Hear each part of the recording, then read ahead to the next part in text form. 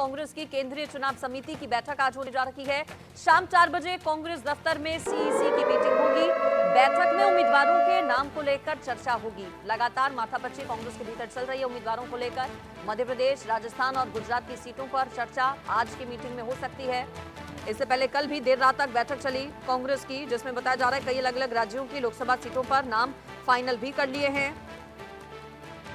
30 करीब सीटों पर बताया जा रहा है कि उम्मीदवारों के नाम फाइनल हो गए हैं और आज सीईसी की मीटिंग होने जा रही है और इस बैठक के बाद उम्मीदवारों की लिस्ट जारी हो सकती है। सूत्र बता रहे हैं कि पार्टी ने पश्चिम बंगाल और कर्नाटक के प्रत्याशियों के नाम भी फाइनल कर लिए हैं। इसके अलावा मध्य प्रदेश, गुजरात और राजस्थान के प्रत्याशी भी घोषित हो सकते हैं तीसरी लिस्ट में कांग्रेस पार्टी की।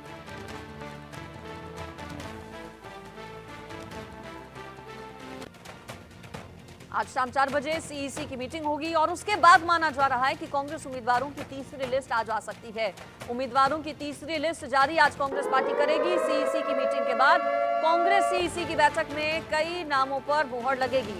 पश्चिम बंगाल, तेलंगाना के उम्मीदवारों के नाम पर भी मुहर लगने की संभावना है, ऐसा सूत्र बता रहे हैं। उत्तराखंड की 2 सीटों पर भी मंथन बताया जा रहा है कि बैठकों में हो रहा है। कांग्रेस उत्तराखंड की 5 में से 3 सीटों पर तो प्रत्याशी घोषित कर चुकी है। अल्मोड़ा, टिहरी और गढ़वाल सीट पर कैंडिडेट्स का ऐलान कर दिया है, लेकिन अभी 2 सीटें हरिद्वार और नैनीताल की बची हुई हैं, जिसको लेकर पेच फंसा हुआ है। इसके अलावा अमेठी और रायबरेली, वाराणसी, उत्तर प्रदेश की इन 3 महत्वपूर्ण सीटों से कौन उम्मीदवार होगा कांग्रेस पार्टी का, ये भी सवाल है। राजस्थान में पार्टी जयपुर, सीकर, नागौर, भिलवाड़ा, गंगानगर, अजमेर, झालावाड़ और बाड़मेर की सीट से भी उम्मीदवार घोषित कर सकती है, तीसरी लिस्ट में माना जा रहा है। लेकिन अभी यूपी की अमेठी और रायबरेली सीट पर कोई बातचीत नहीं हुई है, इस पर अभी भी संशय बना हुआ है, ऐसा सूत्र बता रहे हैं।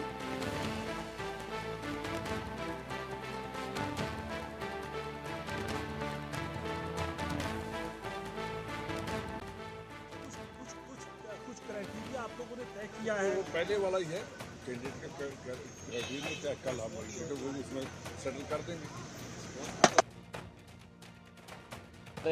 मध्य प्रदेश के सिंगल नाम प्रोग्रामिंग हो गई है पूरा। सीईसी में जाएगा, परसों के दिन मीटिंग होगी और डिक्लेयर होगा। कौन बड़ा चेहरा रहने वाला है? सारे लोग जो चुनाव में जिसकी जहां नीड है, जहां आवश्यकता है, सबको लड़ाया जा रहा है।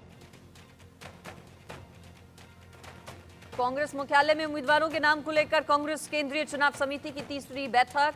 इस बैठक में 11 राज्यों की लगभग 80 लोकसभा सीटों पर चर्चा हुई।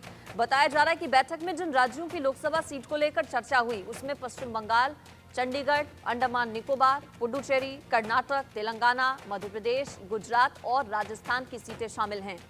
इस बीच सूत्रों के हवाले से खबर यह भी है कि कांग्रेस ने पश्चिम बंगाल में लोकसभा की 42 सीटों में से 12 पर उम्मीदवार तय कर दिए हैं, जिनमें अधीर रंजन चौधरी की सीट भी शामिल है। पर ज्यादा जानकारी ले लेती हूँ, मेरे साथ इंडिया न्यूज संवाददाता अक्षित गुप्ता जुड़ गए हैं। अक्षित, बैठकों का दौर लगातार कांग्रेस पार्टी में जारी है। कल भी देर रात तक मीटिंग हुई, आज 4 बजे मीटिंग होने वाली है। क्या माना जाए आज तीसरी लिस्ट सामने होगी? किन किन राज्यों के कितने उम्मीदवारों के नाम होंगे तीसरी लिस्ट में? जी बिल्कुल, देखिए लगातार जो है बैठकें चल रही हैं और कल भी जो है कई देर तक कांग्रेस की सीडब्ल्यूसी की बैठक भी चली और साथ ही साथ सीईसी की बैठक भी चली और उम्मीद यही लगाई जा रही है कि आज भी जो है शाम 4 बजे के करीब जो है एक और बैठक हो सकती है, तो जल्दी जो है तीसरी लिस्ट की भी उम्मीद की जा सकती है। आपको बता दें कि जब लोकसभा सीटों की बात आती है तो कल कांग्रेस ने 14 लोकसभा सीट जो कर्नाटक से, 8 वेस्ट बंगाल और 7 तेलंगाना से, उन पर जो है चर्चा की है और लगभग कांग्रेस ने कल 85 लोकसभा सीट यानी कि 11 स्टेट्स पर जो है चर्चा की कि किन प्रत्याशियों को जो है सामने उतारना है और पार्टी ने साथ ही साथ अरुणाचल प्रदेश और सिक्किम को लेकर भी जो है कल विस्तार से चर्चा की है और उसी के साथ साथ चंडीगढ़, अंडमान एंड निकोबार, पुडुचेरी, कर्नाटक, तेलंगाना, मध्य प्रदेश, गुजरात और राजस्थान जैसी लोकसभा सीटों को लेकर भी पार्टी ने विस्तार से चर्चा की है और कहीं ना कहीं एक जो है स्ट्रैटेजी बनाई जा रही है कि किस कैंडिडेट को कौन सी सीट से उतारना है, जिससे कि लोकसभा चुनाव में जो है एक इफेक्टिव तरीके से जो है कंटेस्ट किया जा सके। और उसी के साथ साथ मैं आपको बता दूं कि जो कल कांग्रेस के लीडर ने भी बोला कि पुडुचेरी की सीट पे डिसाइड होना अभी बाकी है, लेकिन पार्टी ने जो है जो कर्नाटक की 14 सीट है और तेलंगाना की 7 सीट है उस पर जो है ऑलरेडी अप्रूवल दे दिया है, तो कहीं ना कहीं वो एक बड़ी बात है। और कांग्रेस ने पहले ही, जैसे कि हम जानते हैं, 82 सीटों पर कैंडिडेट घोषित कर दिए हैं ऑलरेडी और कहीं ना कहीं उम्मीद लगाई जा रही है कि आज जो है शायद अमेठी और रायबरेली पर भी सस्पेंस टूट सकता है, क्योंकि उस पर जो है सबकी नजरें बनी हुई है कि कौन है जो कि रायबरेली से और अमेठी से चुनाव क्या ये लड़ेंगे। कंफर्म है अक्षत कि आज रायबरेली, अमेठी, वाराणसी को लेकर भी चर्चा हो? क्योंकि अभी बहुत ज्यादा वेट एंड वॉच की स्थिति में है, शायद पार्टी समझ नहीं पा रही है कि वहां से कैंडिडेचर किसका आगे किया जाए। कभी जानकारी मिलती है कि गांधी परिवार से ही कोई चुनाव लड़ेगा, वहीं दूसरी ओर खबरें फिर ये मिलती है कि कोई गांधी परिवार से अलग कोई नाम होगा।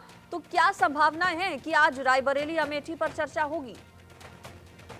जी देखिए, अभी हमें यही सूत्रों से पता चल रहा है कि उम्मीद लगाई जा रही है कि चर्चा हो सकती है, कोई कंफर्मेशन नहीं है, लेकिन लगातार जो है पार्टी चर्चा कर रही है कि रायबरेली और अमेठी से किसको उतारना है, क्योंकि कहीं ना कहीं ये दोनों सीट जो है कांग्रेस का गढ़ रही हैं। और जिस तरीके से हमने देखा कि सोनिया गांधी इस बार राज्यसभा से इलेक्ट हुई है, तो रायबरेली से बहुत ज्यादा इंपॉर्टेंट हो जाता है कि कांग्रेस पार्टी किसको उतारेगी। और वहीं जब बात करते हैं हम अमेठी की, तो यही सामने आ रहा है कि शायद राहुल गांधी जो है 2 सीट से लड़ सकते हैं, क्योंकि लगातार जैसे कि हमने देखा स्मृति ईरानी भी जो है उनको चुनौती देती आई है। जब 2019 में उन्होंने उनको अमेठी से हरा दिया था, जो कि एक बहुत इंपॉर्टेंट गढ़ माना जाता है कांग्रेस का। तो बिल्कुल नजरें इस पर सबकी बनी हुई है और देखना ही अहम होगा कि किस तरह से कांग्रेस यूपी की जब अहम सीट्स की बात आती है और कहीं ना कहीं एक बहुत मेजर स्टेट है जो हिंदी हार्टलैंड का, तो वहां से किस कैंडिडेट को आती है। चलिए ठीक है, शुक्रिया आपका अक्षत इस पूरी खबर पर जानकारी के लिए।